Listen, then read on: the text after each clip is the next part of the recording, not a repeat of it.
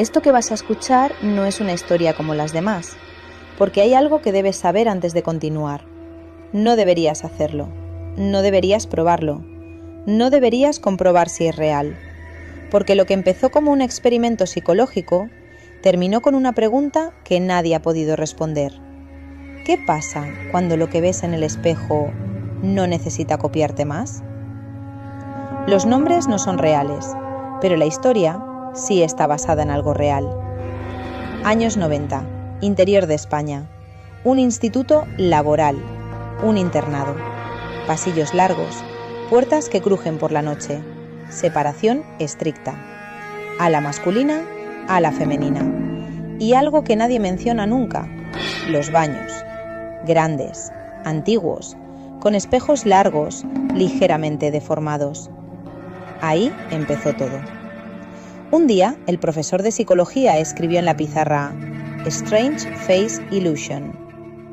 Explicó el experimento: mirarse fijamente, en baja luz, sin moverse, sin parpadear, y dijo algo que nadie olvidó: el cerebro necesita reconocerte. Si lo confundes, te reemplaza. Esa noche, 4 chicas decidieron probarlo. Esperaron a que todo el internado estuviera en silencio. Encendieron velas, entraron en el baño, se colocaron frente al espejo y empezaron.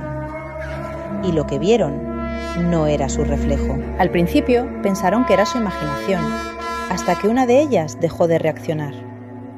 Al principio, nada. Risas, susurros, pero el tiempo pasó y dejaron de hablar, y dejaron de moverse, y dejaron de parpadear. Entonces empezó. No ocurre de golpe.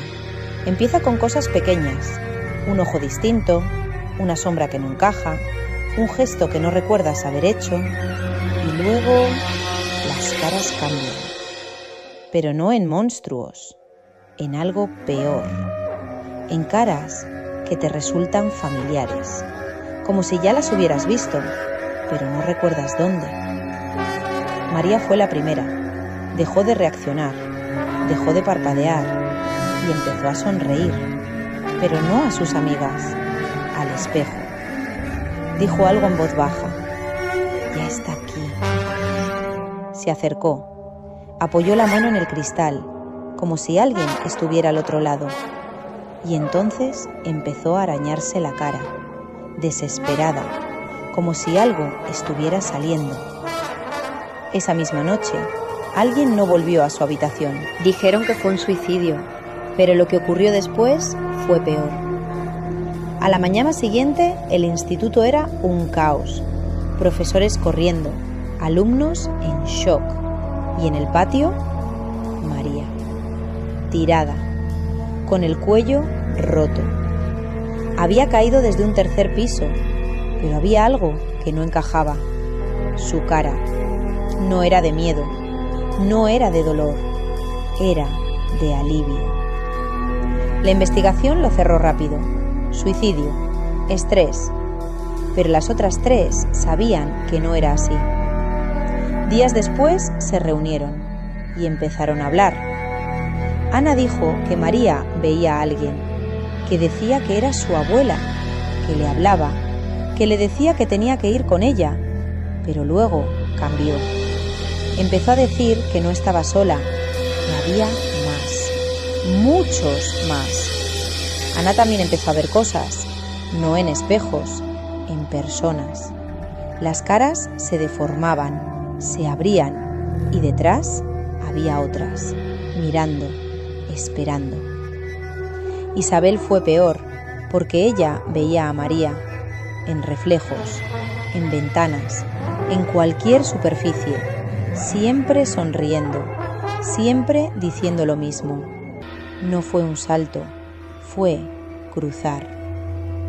Y entonces Isabel empezó a decir algo que nadie quiso escuchar. Decía que no quería hacerlo, pero que algo dentro de ella sí. Isabel decía que María la llamaba, que allí se estaba mejor, que no había dolor, que no había cuerpo, solo ellos. Intentaron ayudarla, evitar espejos, no dejarla sola, pero no sirvió. porque no necesitaba espejos. Las superficies reflejantes eran suficientes.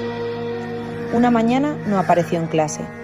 La encontraron en el baño, de pie, frente al espejo, sonriendo, como María. Cuando intentaron separarla, empezó a gritar, como si le estuvieran arrancando de algo.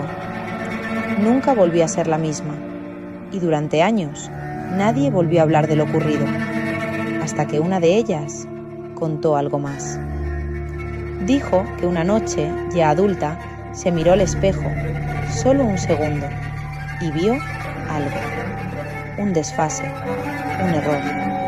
Su reflejo parpadeó antes que ella. Y conocemos esta historia porque esa chica, a la que hemos llamado Jessica, es mi hermana.